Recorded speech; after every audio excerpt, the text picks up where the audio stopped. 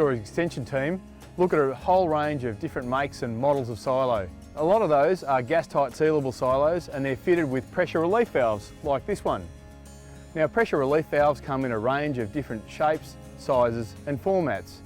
Some of the common ones are square, box style pressure relief valves, or alternatively we've got the U-tube shape like this. Now, the pressure relief valve performs two primary functions. The first is to relieve pressure out of the silo under fumigation when the silo is sealed up. The other is to undertake a seal pressure test where we can monitor the oil levels inside the gauge, or alternatively use an analogue or a digital gauge like this. Now, the great thing about an analogue or a digital gauge is that they're a little easier to read and a little more precise.